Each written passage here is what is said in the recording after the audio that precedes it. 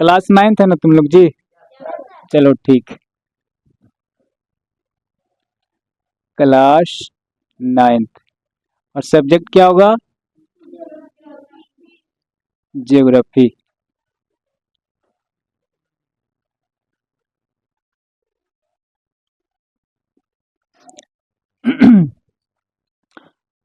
चलो ठीक है, देखो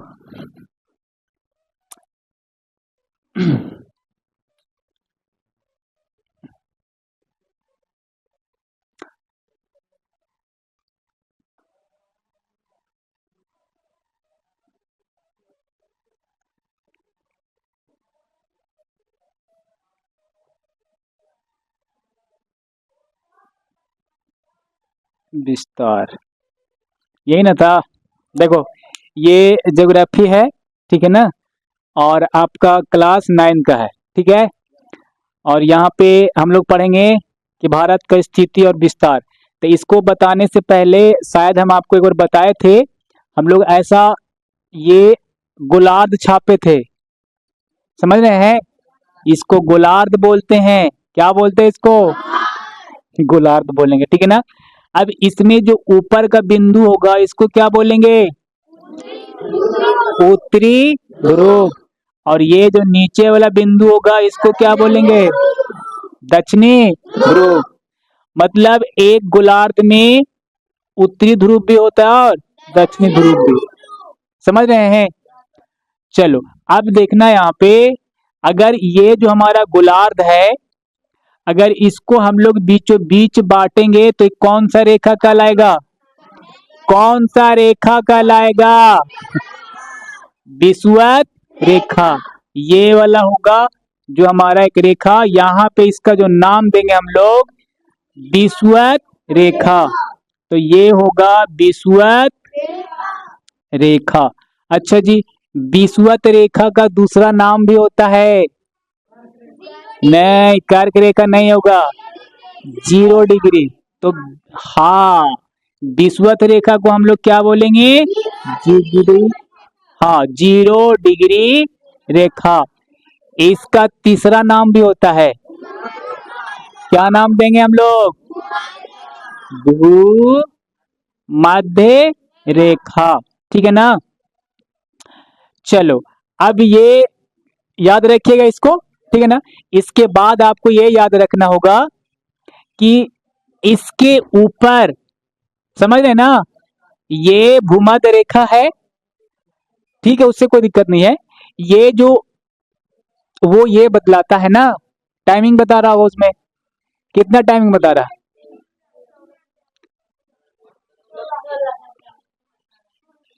ठीक है, हाँ, उसमें आप टेंशन नहीं लेना है। देखो यहाँ पे ये विषुवत रेखा है, अब दिमाग लगाना है यहाँ पे थोड़ा सा। तुम लोग अब 9th क्लास के बच्चा है, छोटा बच्चा नहीं है। यहाँ से हम लोग 1-1 डिग्री पे रेखा खींचेंगे। किसके ऊपर? विषुवत रेखा के ऊपर कितना डिग्री पे अंतर लेंगे? 1-1 डिग्री पे। जब 1-1 डिग्री पे अंतर ले करके जो रेखा खींचेंगे तो ये ऊपर टोटल कितना रेखा खींचना है? 90। समझ रहे हैं ना? यहाँ पे ऊपर में कितना रेखा? तो 90 रेखा। अब इसको पढ़ने से पहले आपको ये समझना पड़ेगा कि ये जो गोलार्ध है इसको हम लोग ना पृथ्वी मानेंगे। आप देखोगे ग्लोब, समझते हैं? जो कोई ऑफिस में रखा हुआ रहता है, यहाँ पे भी ऑफिस है, उसमें होगा। एक दिन हम दिखा रहे, तुम लोग को दिखाए हैं छोटे को यहाँ पे, है ना? बड़ा नहीं, उसको लाना नहीं है, छोटा है। कैमरा में आएगा कि नहीं आएगा, है ना जी? बड़ा रहता तो और मजा आता। तो वो गोल पीला किस कलर का रहता है? पीला की हरा? तो याद रखिएगा, ना तो वो हरा रहता है और नहीं तो पीला रहता है। कैसा? नीला। अच्छा सर, वो नीला ही क्यों रहता है? तो इसलिए है ना कि पृथ्वी पे जल की मात्रा ज्यादा है। 4 हिस्सा में 3 हिस्सा पानी है, 1 हिस्सा स्थल है।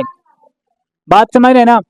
इसलिए आप कोई भी ग्लोब देखिएगा जो पृथ्वी वाला होगा तो वो किस रंग का रहेगा? नीला रंग का रहेगा। क्योंकि पृथ्वी पे जल का अधिकता पाया जाता है, माने पृथ्वी पे जल की मात्रा ज्यादा होता है। आप उधर ना देखें, आप इधर देखें, ठीक है। तो सुनो ध्यान से, अगर ये गोलार्ध को अगर हम लोग दो भाग में बांटे हैं, तो जो ये साइड होगा इसको हम लोग कौन सा ध्रुव बोले हैं? तो उत्तरी ध्रुव होता है ये वाला जो बिंदु है। और ये जो नीचे वाला बिंदु होगा इसको हम लोग क्या बोलेंगे? हाँ जी, इसको हम लोग बोलेंगे दक्षिणी ध्रुव। तो गोलार्ध को दो भाग में बांटने वाला कौन हो गया? विषुवत रेखा। जो अब ये जब दो गोलार्ध में बटा, तो ऊपर है ना, एक ऊपर मतलब उत्तर और नीचे मतलब, तो ये वाला जो हमारा गोलार्ध बना ना, इधर आधा हो गया ना, आधा ऊपर आधा नीचे। तो ये जो ऊपरे वाला ये गोलार्ध हो गया, इसको हम लोग बिंदु को बोलेंगे उत्तरी ध्रुव, लेकिन ये जो गोलार्ध होगा इसको हम लोग कौन सा गोलार्ध बोलेंगे? इसको उत्तरी गोलार्ध कहेंगे। और ये जो हमारा ये जो गोलार्ध हो गया इसको कौन सा गोलार्ध कहेंगे हम लोग? इसको हम लोग नाम देंगे दक्षिणी गोलार्ध नाम देंगे। कोई दिक्कत नहीं ना? अब देखना यहाँ पे, अब इसमें ना आपको रेखा खींचना है।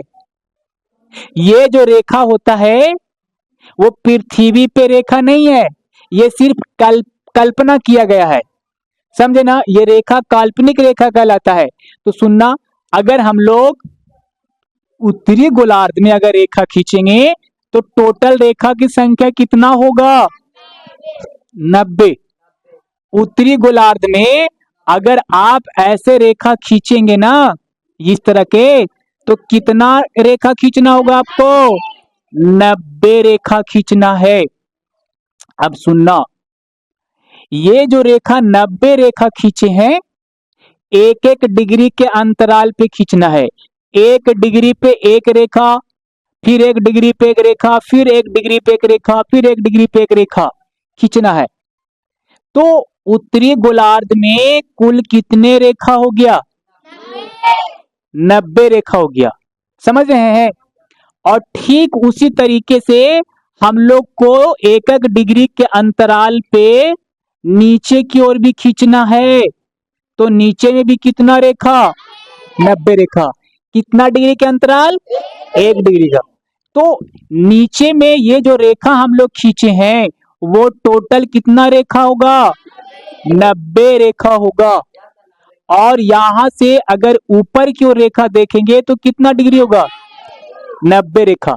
अगर आपसे सवाल पूछेगा कि टोटल कै गो रेखा, तो 90 और 90 180, और एक रेखा ये होगा तो 181। समझ रहे ना? अब इसमें जो मेन बात आपको जो समझना है, ये जो रेखा होता है ना वो सीधी रेखा नहीं होता है, ये वृत्ताकार होता है।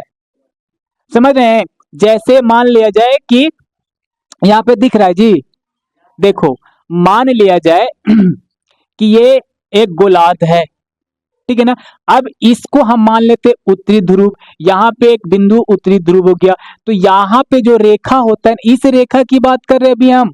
ये जो ऐसे रेखा खींचा हुआ है ना, इसको क्षैतिज रेखा बोलते हैं। अगर कोई रेखा ऐसा है, मैंने इस तरह के लेटा हुआ, तो उसको क्षैतिज रेखा बोल सकते हैं हम लोग, समझे? अगर कोई रेखा खड़ा है तो इसको हम लोग बोलते हैं ऊर्ध्वाधर, मतलब जो खड़ा रेखा होगा उसको ऊर्ध्वाधर बोलते हैं। तो ये रेखा क्षैतिज है या ऊर्ध्वाधर है? क्षैतिज है। अब देखना, ये रेखा है तो ये आपको लग रहा है कि ये सीधे है, सीधे है, लेकिन ये रेखा सीधा नहीं है। हम आपको ये बताने की कोशिश कर रहे हैं कि ये जो रेखा जो होता है ना वो कैसा होता है? तो वो वृत्ताकार होता है। ऐसा होता है जी, पूरा वृत्ताकार होता है। अब इसका नाम भी आपको याद करके रखना पड़ेगा। ऐसे है ये तो ये जो रेखा यहाँ पे जो देख रहे हैं सीधी रेखा, बल्कि वो सीधा नहीं है, वो वृत्ताकार है। और इस रेखा को जो नाम दिया जाता है वो स्पेशल नाम है, इसको हम लोग बोलते हैं अक्षांश रेखा। अक्षांश रेखा कहते हैं। तो अगर आपसे सवाल पूछा जाएगा कि अगर जो ग्लोब है, जो गोलार्ध है, उसमें अक्षांश जो होते हैं, क्या वो सरल रेखा होता है या वृत्ताकार होता है? तो क्या बताइएगा? तो वृत्ताकार। तो अक्षांश रेखा जो होता है वो बता दीजिएगा कि सर ये किस आकृति का होता है। और जी एक बात समझना तुम लोग, एकदम दिमाग से समझना, ठीक है ना? देखो, दिमाग लगाना, तुम्हारे पास तो दिमाग है ही होगा जी, लड़की लोग है तुम लोग के पास दिमाग जी, है कहीं भी है, घुटना में रहे चाहे जहीं रहे, तुम लोग के पास तो दिमाग है ना, जगह पे तुम लोग के पास, बताओ। कहीं भी रहे दिमाग है ना जी, कहीं से सोच सकते हैं, चाहे घुटना बैठा रहे, चाहे पाए तो खोपड़ी में रहे, दिमागे रहे ना। देखो यहाँ पे सुनना, देखो ये बीच वाला हिस्सा है ना, और ये आप ऊपरे जाइए, फिर ऊपरे जाइए, फिर ऊपरे जाइए, फिर ऊपरे जाइए, फिर ऊपरे जाइए, फिर ऊपरे जाइए, एकदम ऊपरे जाइए, तो ये वृत्ताकार होगा, सब वृत्ताकार होगा, समझ रहे हैं ना, सब वृत्ताकार होगा। लेकिन अगर आप बीच वाला देखिएगा तो बड़ा वृत्त मिलेगा, समझ रहे हैं? देखो, अगर मान लिया जाए कि ये मान लिया जाए कि मध्य में था, बीच में था, तो ये जो वृत्त बनेगा वो बड़ा वृत्त बनेगा, और इसके बाद ये बड़ा बनेगा कि छोटा बनेगा? थोड़ा सा छोटा ना। और फिर ये जो वृत्त बनेगा वो, और फिर एक और वृत्त बनेगा वो, फिर बनेगा वो, फिर बनेगा वो, और उसके बाद वृत्त बनेगा ही नहीं, फिर एगो काची बन जाएगा, सिर्फ बिंदु बन जाएगा, जिसको हम लोग ध्रुव बोल देते हैं, है ना? तो अगर आपसे सवाल ये पूछा जाएगा कि अगर विषुवत रेखा से, ये तो विषुवत रेखा है, देखो सवाल आएगा ना तो मैच छुड़ा देंगे अगर आंसर नहीं किया था। सोच लो, अगर हम पढ़ा रहे समझा रहे हैं तो आप समझिए ध्यान से कि विषुवत रेखा से अगर ध्रुव की ओर जाएंगे, चाहे तो आप उत्तरी ध्रुव तरफ जाइए, या तो फिर जो वृत्त का आकृति होगा वो बड़ा होगा या छोटा, तो क्या बताइएगा? वृत्त का आकृति अगर यहां से आगे बढ़ रहे हैं तो ध्रुव तक जाएंगे, तो ये वृत्ताकार जो बनेगा, जो अक्षांश रेखा है वृत्ताकार होता है, तो ये बताइए ना कि ये ऊपर अगर ध्रुव की ओर जाएंगे तो वृत्त का आकृति छोटा होगा कि बड़ा होगा? तो आप चाहे तो उत्तरी ध्रुव तरफ आइए, चाहे तो दक्षिणी, उसका जो अक्षांश का जो वृत्त बनेगा ना अक्षांश रेखा का, वो ध्रुव की ओर जाने पे छोटा, और एकदम अगर अंतिम छोर पे चले जाएंगे तो फिर बिंदु के रूप में मिलेगा, समझ रहे हैं ना? तो ये आपको याद रखना होगा कि अक्षांश रेखा एक वृत्ताकार रेखा है, अक्षांश रेखा क्षैतिज रूप में खींचा जाता है, मतलब ऐसे लेटा हुआ, बात समझ रहे हैं? ये होगा। अच्छा, कुल अक्षांशों की संख्या कितना होगा? 181। सबसे बड़ा अक्षांश रेखा कौन होगा? विषुवत रेखा, बात समझ रहे हैं? चलो, ये तो आप, अच्छा, एक पृथ्वी को अगर हम लोग विषुवत रेखा के द्वारा विभक्त करता है या बांटता है कोई भी गोलार्ध में, तो ऊपर वाला को कौन सा हिस्सा बोलते हैं हम लोग, और दक्षिण वाला को, ये बिंदु को बोलते हैं ध्रुव, और ये पूरा हिस्सा कहलाएगा गोलार्ध, और ये पूरा हिस्सा कहलाएगा गोलार्ध, और ये बिंदु को बोलेंगे ध्रुव। यहां तक बात समझ में आया? चलो ठीक है। अच्छा, अब देखना, अब यहाँ पे आपको ये तो क्षैतिज रेखा खींच दिए, अब आपको ऊर्ध्वाधर रेखा भी खींचना होगा, समझ रहे हैं ना?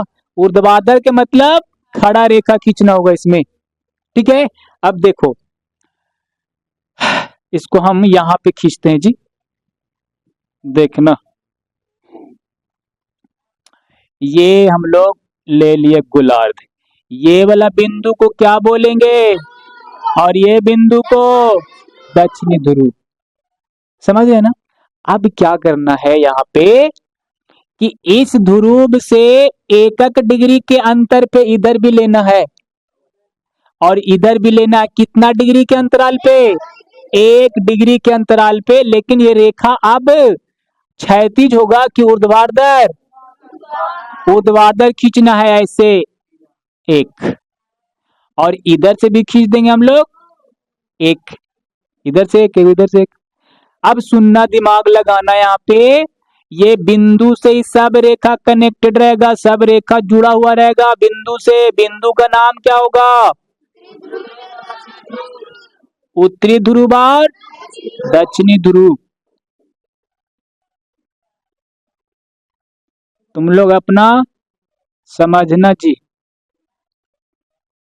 ऐसा रहेगा जी, ऐसा रहेगा जी, ऐसा रहेगा जी।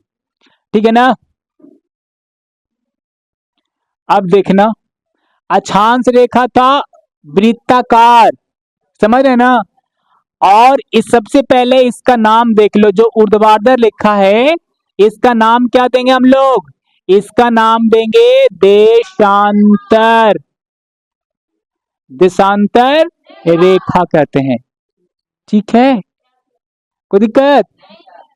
अब देखना, बताया जाता है, आप ये याद रखिएगा कि 1 डिग्री के अंतराल पे अगर हम लोग लेंगे तो ये हमारा अक्ष होगा, और ये पूरा इधर कितना रेखा होगा पता है किसी को। तो इधर वाला जो रेखा है, जो हम लोग अक्षांश रेखा, इधर 90 नहीं होगा, इसमें होगा 180, और इधर भी होगा 180। समझे, मतलब अक्षांश रेखा की संख्या कितना होगा, सॉरी अक्षांश रेखा होगा, ये देशांतर होगा, तो देशांतर रेखा की संख्या होगा 360, 180 180 360।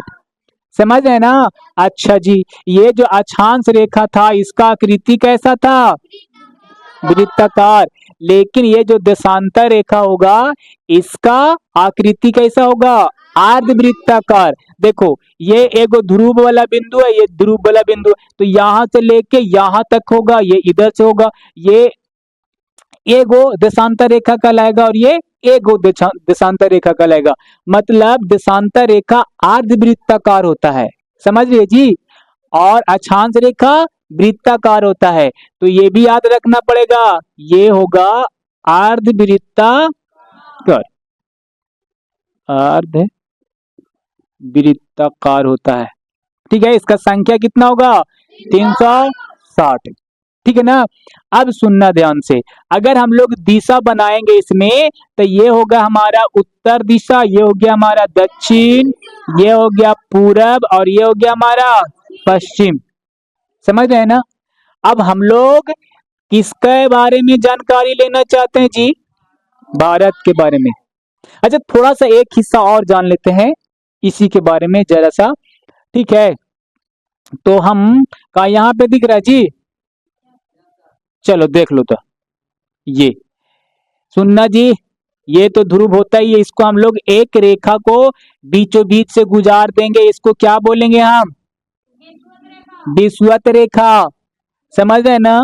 अब यहां से ऊपरे आपको जाना है, ऊपरे जाना है, इतना दूर जाना है कि ज्यादा नहीं जाना है, कितना डिग्री तक, 23.5 डिग्री तक। ठीक है, और ये भी नीचे जाना है, नीचे जाना है, ज्यादा दूर नहीं जाना है। समझ रहे जी। हाँ। अच्छा, एक कहावत ये सुना है तुम लोग, एने गेली ओने गेली चल गेली कलकत्ता, अब 32 गो पेड़ मिलल एक ही गो पत्ता, तो क्या है, जीभिया दतवा। नींद आ रहा तुमको जी, झुक रही है? समझ है ना। तो आपको एने गोली ओने गोली ज्यादा दूर ना गेली, भुलाई के डर है। ठीक है जी। तो कितना डिग्री तक जाएंगे, यहाँ तक के यहाँ पे जाएंगे 23.5 डिग्री जाना है। ठीक है ना, तो यहाँ पे भी जाना है 23.5 डिग्री तक। कोई दिक्कत। अब बाबू इधर देख लो, यहाँ पे 23.5 डिग्री पे एक रेखा खींचेंगे, विषुवत रेखा के ऊपर में भी और विषुवत रेखा के नीचे में भी। नाम बदल जाएगा, इसका स्पेशल रेखा है। इसको क्या नाम देंगे हम लोग? कर्क रेखा। और इसको नीचे वाला को क्या बोलेंगे? मकर। कोनो दिक्कत नहीं जी। अच्छा जी, अब फिर से यहां से ऊपरे ऊपरे ऊपरे ऊपरे ऊपरे और चल जाना है। कितना डिग्री पे? 66.5 डिग्री पे। और ऐसे ऐसे आ जाना नीचे भी। कितना डिग्री पे? 66.5 डिग्री पे। तो इसका भी नाम बदलेगा कि नहीं बदलेगा जी? तो ये जो रेखा होगा, देखो हम सीधा खींच दे रहे हैं लेकिन ये सीधा होता नहीं है, ये कैसा होता है? वृत्ताकार। तो इस रेखा का नाम क्या देंगे? ये बताइए। आर्कटिक रेखा नहीं बोलते हैं इसको, है रेखा ही, लेकिन इसको हम लोग बोलते हैं आर्कटिक वृत्त। समझ रहे हैं? चलो, तो याद रखना तुम लोग, आर्कटिक वृत्त। और ये यहाँ पे भी आना है ना, तो यहाँ पे भी हम लोग अगर खींच देंगे तो इस रेखा को क्या नाम देंगे? हाँ जी, अंटार्कटिक वृत्त। ये हो गया, ये स्पेशल रेखा है। समझ रहे हैं ना? अब देखो, तो कहीं ना कहीं अगर हम लोग बात करते हैं तो हमारा जो भारत होगा, भारत जो होगा हमारा, एक बार बोल दो भारत माता की। समझा जी? नारा लगाने के लिए एग्जाम में नहीं आता है, फिर भी हम लोग अपने एंटरटेनमेंट के लिए लगा ले रहे हैं। ठीक है, चलो ठीक है। देखो यहाँ पे, अब भारत सर, ये देखो, ये जो गोलार्ध है ये पूरा पृथ्वी का हिस्सा है जी। अब भारत इसमें कहाँ छुपा हुआ है, ये तुमको याद करके रखना होगा। समझ रहे ना? हाँ हाँ हाँ, देखना। तो हाँ देखो, अगर इसको हम लोग बांटेंगे, ये ऐसे बांट देंगे, ये उत्तरी गोलार्ध हो गया, ये दक्षिणी गोलार्ध हो गया। इसको पश्चिमी गोलार्ध बोलेंगे, इसको पूर्वी गोलार्ध बोलेंगे। इसमें कोई डाउट है? देखो, हमारा जो भारत है ये ई वाला कोना में है, समझे ना? और इस कोना में तो है ही है, लेकिन आपको सबसे पहले अगर हम लोग भारत को देखेंगे तो ये हमारा भारत का हिस्सा है यहाँ पे। अब आपको ये पहले याद करके रखना होगा कि ये कौन सा गोलार्ध में है। तो अगर इधर जाएंगे तो उत्तरी गोलार्ध। अच्छा, अब इधर देखेंगे, पूरा वो पश्चिम वाला देखेंगे तो ये कौन सा गोलार्ध में? अगर पूरा पश्चिम में देखेंगे, पूरा पश्चिम से तुलना करेंगे तो कौन सा गोलार्ध होगा? पूर्वी। तो अगर आपसे सवाल पूछा जाएगा कि भारत का स्थिति गोलार्ध में कहां पे है, तो बता दीजिएगा कि उत्तर पूर्वी गोलार्ध में। नहीं, ये जाएगा उत्तर में और इधर जाएंगे तो पूरब में। तो भारत का स्थिति कहाँ होगा? उत्तर पूर्वी गोलार्ध में। ठीक है ना? यहाँ पे बात आपको समझ में आया होगा, भारत का स्थिति। दूसरा बात, तो यहाँ पे हम एगो पॉइंट बना के लिख देते हैं जी कि भारत का स्थिति माने वो कहाँ स्थित है। तो बता दीजिएगा उत्तर, हाँ, उत्तरी या उत्तर पूर्वी, हाँ जी, गोलार्ध में इसका स्थिति हो गया। कोई दिक्कत? अब देखना यहाँ पे, भारत जो होता है ना जी, यहाँ पे तो है ही है। भारत को जो आप देखिएगा तो यहाँ पे जो कर्क रेखा है ना, वो कर्क रेखा को भारत, कर्क रेखा जो होता है वो भारत को लगभग 2 भाग में काटता है। समझ रहे हैं ना? तो अब सवाल पूछा जाएगा कि भारत के बीचों बीच से गुजरने वाली जो काल्पनिक रेखा है या अक्षांश है, जो भारत के बीचों बीच से गुजरती है, उस रेखा का नाम क्या होगा? तो क्या नाम दीजिएगा? तो आपको नाम देना पड़ेगा कर्क रेखा। यहां तक बात समझ में आया? ठीक है, मतलब ऐसे भी सवाल पूछा जाता है कि भारत के बीचों बीच से गुजरने वाली काल्पनिक रेखा कौन सा होगा, तो फिर आपको बताना पड़ेगा कर्क रेखा। कर्क रेखा, भारत में कुल कितने राज्य हैं? भारत में कुल कितने राज्य हैं? 28। केंद्र शासित 8। ठीक है ना। तो अगर देखेंगे ना तो भारत के 8 राज्यों से गुजरता हुआ जाता है कौन? कर्क रेखा। समझे। अब वो कौन कौन से राज्य होगा वो आप देखिएगा। ये सब आपको समझ में आ गया।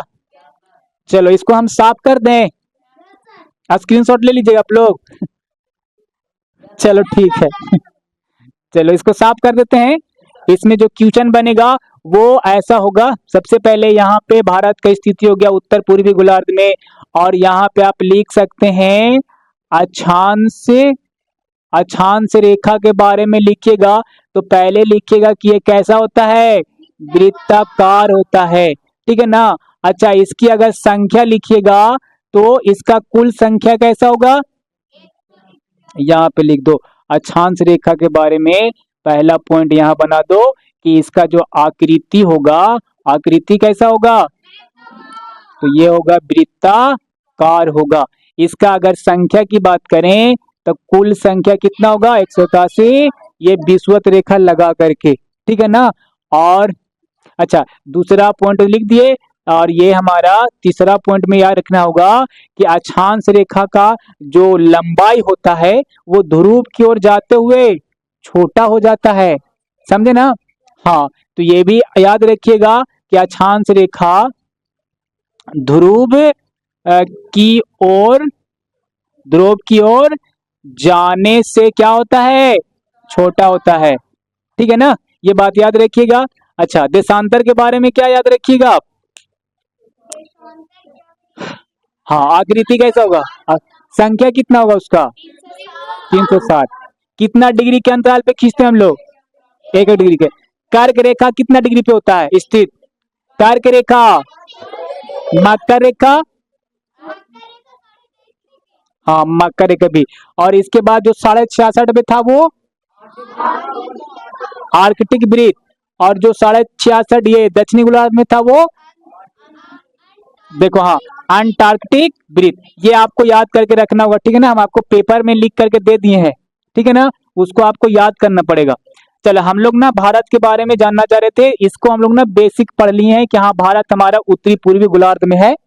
अक्षांश रेखा देशांतर रेखा भी हम लोग समझ गए, क्योंकि यहाँ पे देखो ना, ये तो अक्षांश रेखा था ना ये ऐसे, और इसी पे तो ये देशांतर रेखा जा रहा था, ऐसा जा रहा था ना जैसा ऐसा करके, और इधर भी था हमारा ऐसा करके ये। तो ये हमारा मतलब गोलार्ध का संरचना बनता है। ठीक है, चलो देखो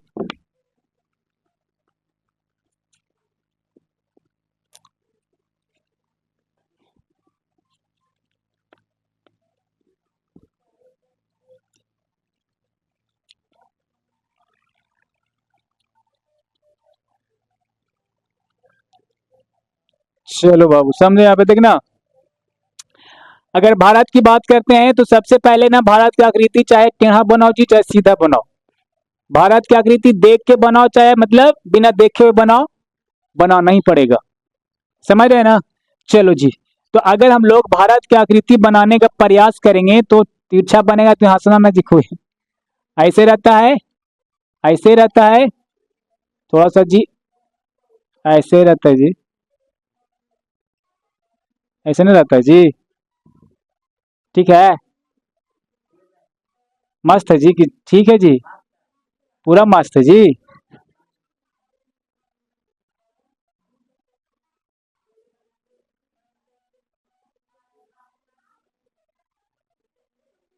चलो जी, मान लिया जाए कि ऐसे नहीं होगा जी, हम बात खाली रेडीमेड बना देते।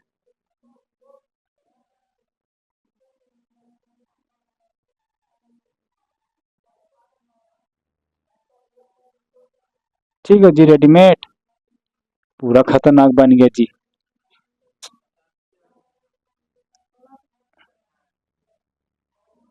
ऐसा रहेगा जी। चलो जी मान लेते हैं जी, अभी हम सीख भी नहीं किए बढ़िया से।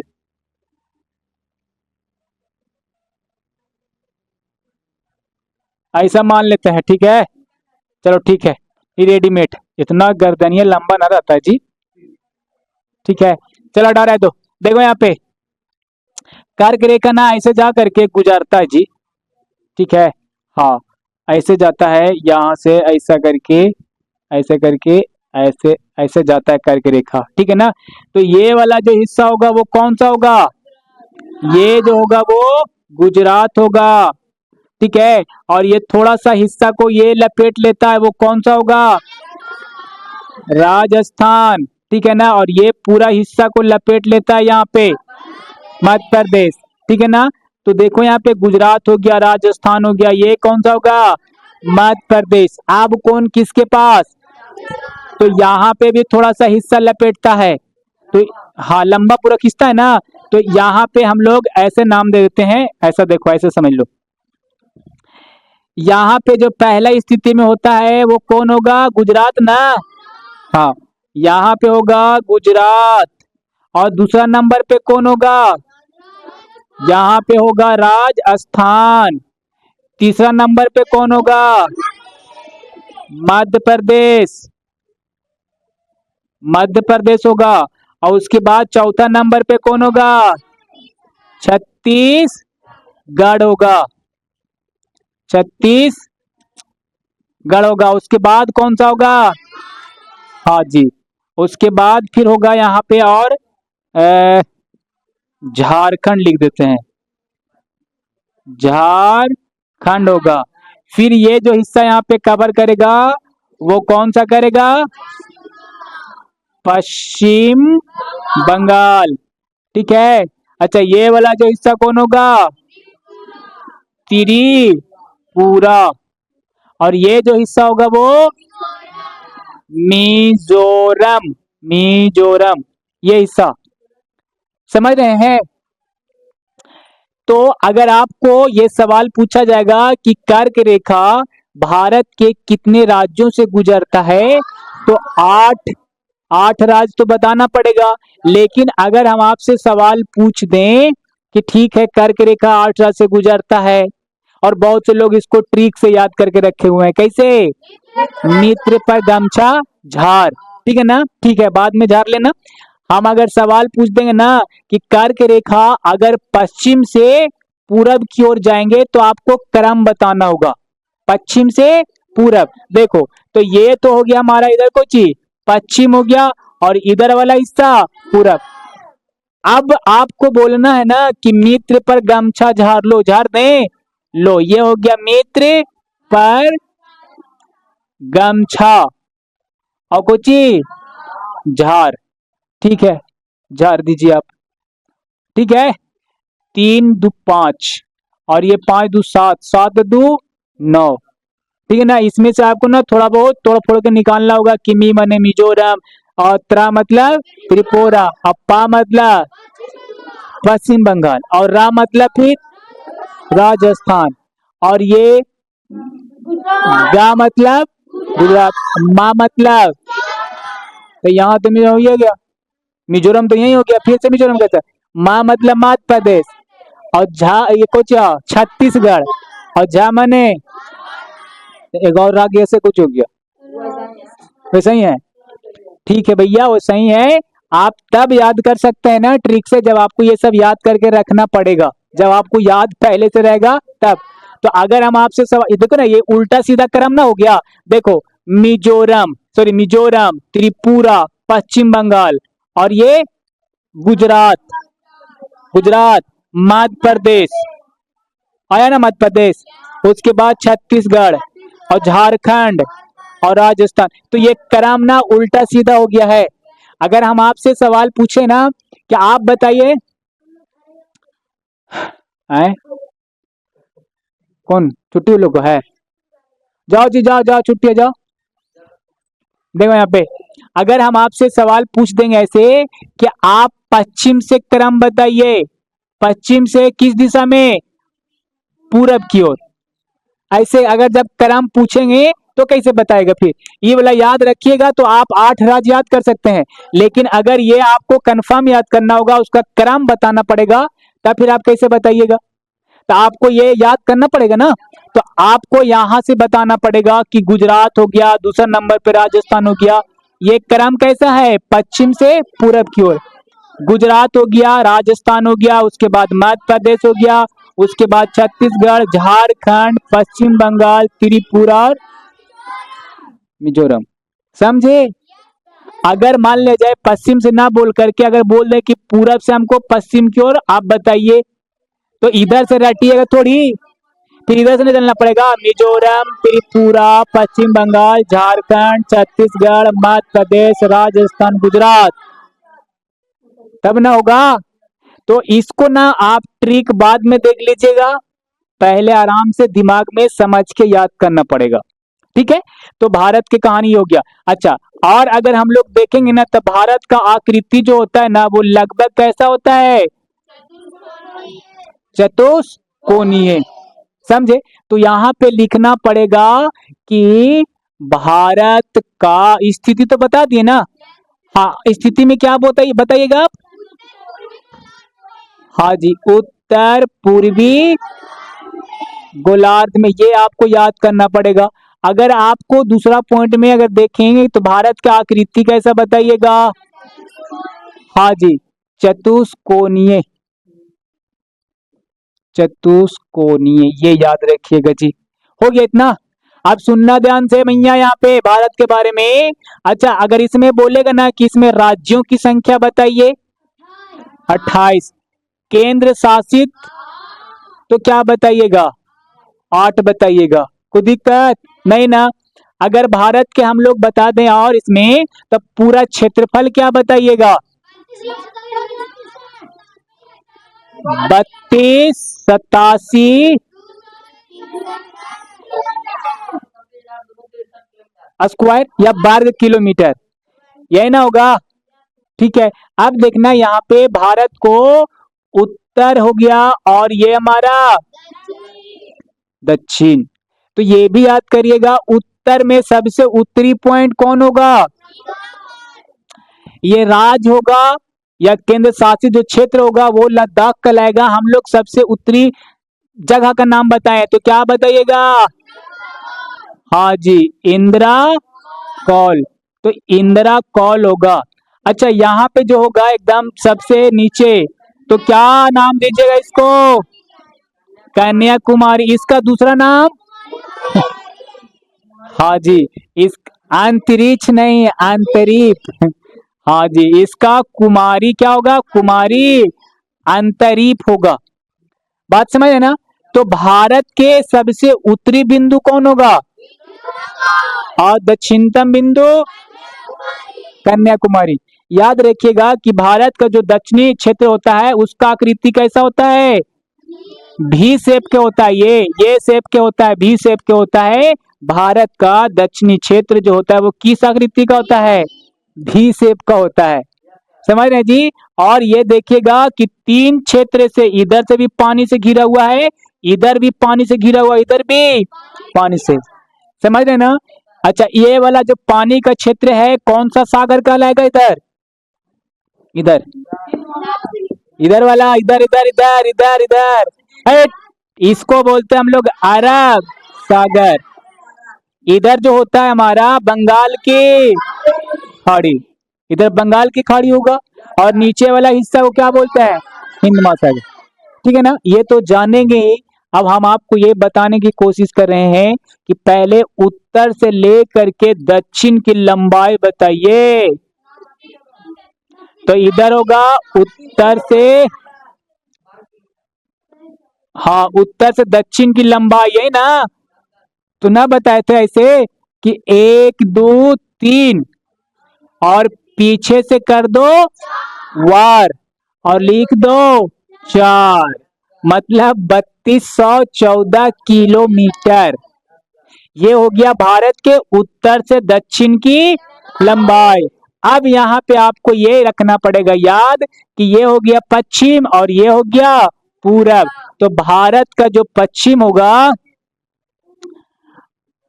पश्चिम से पूरब की ओर कितना लंबाई होगा? 2933 किलोमीटर। बात समझ रहे ना? ये याद रखिएगा। और इसमें ये याद करके रखना होगा कि भारत के सबसे उत्तरी राज्य, तो क्या बताइएगा? भारत के उत्तरी राज्य, हाँ जी, ऐसा लिख दो यहाँ पे उत्तरी राज्य। अच्छा, जो लद्दाख है वो राज्य है, वो मतलब केंद्र शासित प्रदेश है या फिर प्रॉपर राज्य है? तो क्या बताइएगा? हाँ, तो उसको केंद्र शासित भी आप याद रखिएगा। तो क्या बताइएगा यहाँ पे? हाँ, लद्दाख होगा। भारत के जो ऊपरी है हमारा, चाहे केंद्र शासित होगा या फिर राज्य होगा, वो आप याद रखिएगा। तो ये लद्दाख कहलाएगा। और भारत के दक्षिण में जो राज्य है उसका नाम बताइएगा। हाँ जी, दक्षिणी राज्य कौन होगा? तो याद रखिएगा तमिलनाडु। अच्छा, पश्चिम में बताइएगा। तो पश्चिम में क्या बताइएगा? हाँ जी, देखो यहाँ पे गुजरात जो होता है ना, वो ऐसा करके ऐसा आकृति होता है ना, उसको आपको गुजरात कहना है। तो पश्चिम में कौन सा राज्य? पश्चिमी राज्य होगा हमारा गुजरात। और पूरब में बताइए। हाँ जी, पूरब में जो होगा वो होगा अरुणाचल प्रदेश।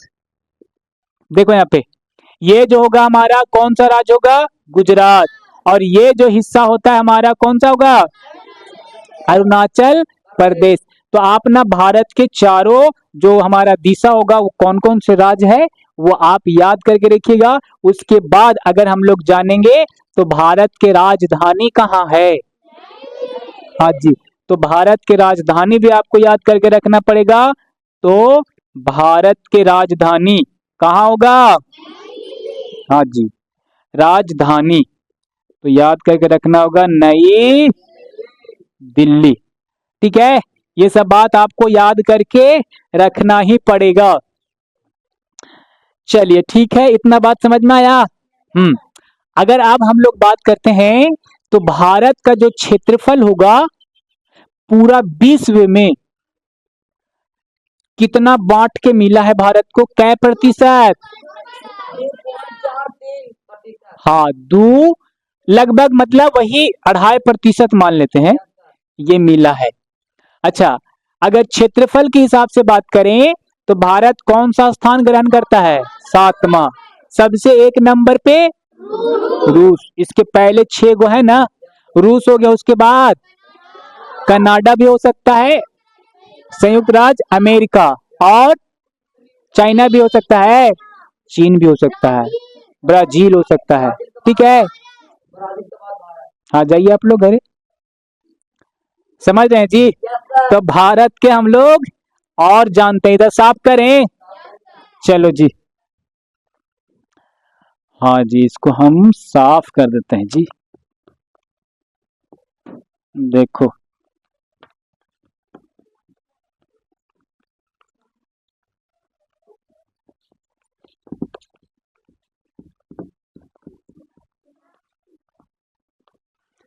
चलो जी, अब देखना है यहाँ पे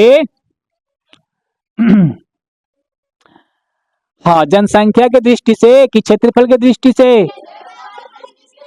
हाँ जी, क्षेत्रफल के दृष्टि से भारत कौन सा स्थान पे? 7वां स्थान है। ठीक है जी। और अगर जनसंख्या के हिसाब से बात करें तो, जनसंख्या की बात करें तो दूसरा स्थान पे था जी आप जो स्थान ग्रहण कर लिया वो पहला ग्रहण कर लिया। ठीक है, बात समझ है ना? हाँ, तो अब जनसंख्या के आधार पे ये भारत जो होगा वो प्रथम स्थान को ग्रहण कर लिया है। ठीक है, इतना बात समझ में आया आपको? चलो ठीक है, इतना बात समझ में आ गया। तब अगला देखना, अगर हम लोग पूरा विश्व की बात करें, सुनो, अगर पूरा विश्व की बात करें तो पूरा विश्व में भारत को कितना प्रतिशत भूमि मिला है बताइए?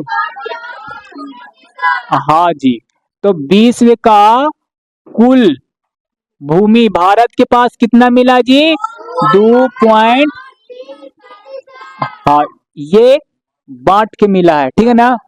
और इतना ही क्षेत्र में जो मिला है ना, उस पे जनसंख्या कितना निवास करता है, कै प्रतिशत? तो याद रखिएगा कि विश्व का कुल कुल जनसंख्या का कितना प्रतिशत? विश्व का कुल जनसंख्या, कुल जनसंख्या भारत के पास कितना है? भारत का कुल जनसंख्या का प्रतिशत भारत के पास कितना मिलेगा? 5%। ठीक है ना, जगहिया है कम और जनसंख्या है थोड़ा सा ज्यादा। ठीक है ना, तो बेरोजगारी तो बढ़ता ही है, अगर जनसंख्या ज्यादा होगा तो बेरोजगारी बढ़ता है। रूस के पास बहुत सा जगह है। छुट्टी कर दीजिए, ये लोग क्लास लीजिएगा, छुट्टी मार दीजिए, छुट्टी होगा तो। चलो जी ठीक है, तो तुम लोग ये बात आपको याद करके रखना पड़ेगा। ठीक है ना, यहाँ तक के इतना याद करके रखना पड़ेगा, फिर हम लोग पढ़ेंगे इसका। हाँ मतलब इसका जो पड़ोसी देश होगा। ठीक है ना, हाँ हाँ, चलो ठीक है, आज के लिए इतना ही, फिर मिलते हैं हम लोग अगला क्लास में। ठीक है, जाइए आप लोग लो।